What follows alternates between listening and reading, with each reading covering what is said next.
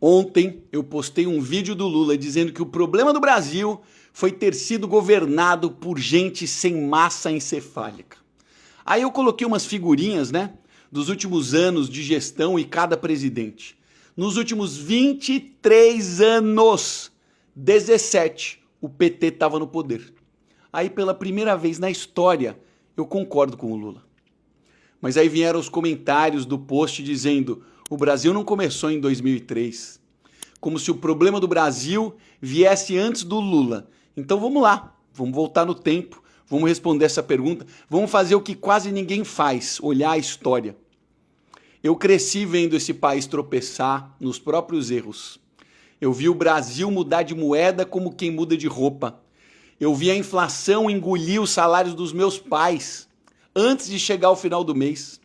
Eu vi presidente cair, eu vi gente perder tudo, eu vi gerações inteiras se acostumarem com o caos como se fosse algo normal. E a verdade é que quando você passa por tudo isso, você aprende a reconhecer um padrão. E o padrão continua se repetindo.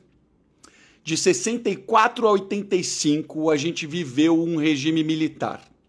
Um Estado gigante, centralizador e gastador. Teve anos de crescimento? Claro que teve.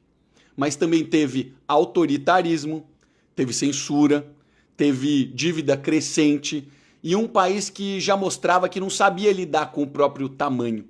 Não era direita liberal, não era esquerda, não era nada parecido com os rótulos que a gente tem hoje. Era um Estado pesado e caro. E foi aí que a gente começou a construir a bomba fiscal que a gente tem até hoje explodida no nosso colo. Depois veio o Sarney. A transição democrática, a hiperinflação absurda, congelamentos de preço, plano atrás de plano.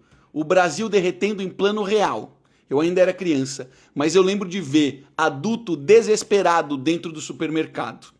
Isso marca. O Collor entra prometendo modernidade. Ele abre economia, ele corta ministérios, ele tenta privatizar, ele tenta reorganizar, mas o que ele entrega? Recessão, confisca a poupança, cai em escândalo e impeachment. O país parecia andar 2 metros, mas tropeça 3. Aí vem o Itamar e nasce o Plano Real. E pela primeira vez, o Brasil começa a respirar. A primeira vez que aparece alguém que entendeu que a gente precisava arrumar a moeda desse país e estabilizar a economia. FHC assume e continua a estabilização. Privatiza, abre o mercado, segura a inflação, enfrenta a crise externa, macroeconomia firme. Aí você pode criticar um monte de coisa do governo FHC. E tem muita coisa para criticar. Mas a verdade é que ele entregou o mínimo que um país precisa para funcionar. Previsibilidade. Aí chega 2003, o início do primeiro mandato do descondenado. E por mais que isso incomode muita gente, Lula pegou o Brasil arrumado. Inflação controlada, instituições funcionando, economia organizada, contas públicas sob controle. Ele não herdou um país quebrado. Ele herdou a melhor base econômica dos últimos 30 anos. E o que acontece depois? Todo mundo viu.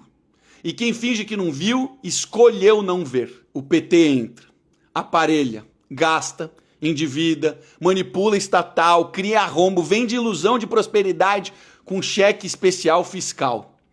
Destroem a Petrobras, desconfiguram os Correios, transformam estatais em máquinas de corrupção, colocam o país no maior escândalo político da história do mundo.